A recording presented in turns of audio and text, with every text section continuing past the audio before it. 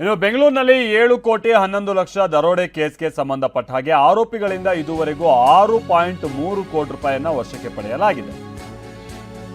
ಅಲ್ಲಿಗೆ ಎಷ್ಟಾಯ್ತು? ಕದ್ದಿರೋದು 7,11,00,000, ರಿಕವರಿ ಮಾಡಿರೋದು 6,30,00,000, ಉಳಿದಿದ್ದು 81 ಲಕ್ಷ ಎಲ್ಲಿ? ಅದನ್ನ ಈಗ ರಿಕವರಿ ಮಾಡೋದಕ್ಕೆ ಪೊಲೀಸರ ತನಿಖೆ ಮುಂದುವರೆದಿದ್ದು 40 ಲಕ್ಷವನ್ನ ಪರಿಚಯಸ್ಥರಿಗೆ ಆರೋಪಿಗಳು ಕೊಟ್ಟಿದ್ದಾರೆ ಅನ್ನುವಂಥದ್ದು ಗೊತ್ತಾಗ್ತಾ ಇದೆ. ಉಳಿದ 40 ಲಕ್ಷ ಪರಾರಿಯಾಗಿರುವಂತಹ ದಿನೇಶ್ ಬಳಿ ಇರುವಂತಹ ಶಂಕೆ ಇದೆ. ಒಂದಷ್ಟು ಹಣ ಖರ್ಚು ಮಾಡ್ಕೊಂಡಿದ್ದಾರೆ ಆರೋಪಿಗಳು.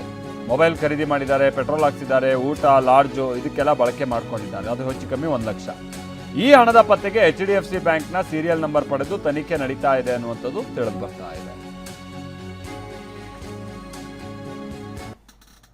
ಈಗ ಕದ್ದಿರುವಂತ 7,11,00,000 ಪೈಕಿ 6,30,00,000 ರಿಕವರಿ ಆಗಿದೆ. ಉಳಿದಂತ 81 ಲಕ್ಷದಲ್ಲಿ 40 ಲಕ್ಷವನ್ನ ಪರಿಚಯಸ್ಥರಿಗೆ ಕೊಟ್ಟಿದ್ದೀವಿ ಅಂತ ಆರೋಪಿಗಳು ಹೇಳ್ತಾ ಇದ್ದಾರಂತೆ. ಅದು ಯಾರ ಪರಿಚಯಸ್ಥರು, ಏನು ಎತ್ತ ಅನ್ನೋದನ್ನ ಪತ್ತೆ ಹಚ್ಚಬೇಕಿದೆ.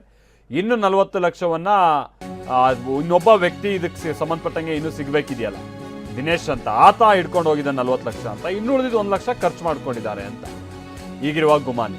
ಈಗ ಮತ್ತಿಬ್ಬರು ಆರೋಪಿಗಳನ್ನ ಬಂಧಿಸಲಾಗಿದೆ. ಚೆನ್ನೈನಲ್ಲಿ ಆರೋಪಿಗಳಾದ ದಿನೇಶ್ ಹಾಗೆ ಜಿನೇಶ್ ಅರೆಸ್ಟ್ ಆಗಿದ್ದಾನೆ. ಉಳಿದ 81 ಲಕ್ಷ ದಿನೇಶ್ ಬಳಿ ಇದೆ ಅಂತ ಆರೋಪಿಗಳು ಹೇಳಿದ್ರು. ಆದ್ರೆ ದಿನೇಶ್ ಬಳಿ 81 ಲಕ್ಷ ಹಣ ಇಲ್ಲದೆ ಇರೋದು ಗೊತ್ತಾಗಿದೆ.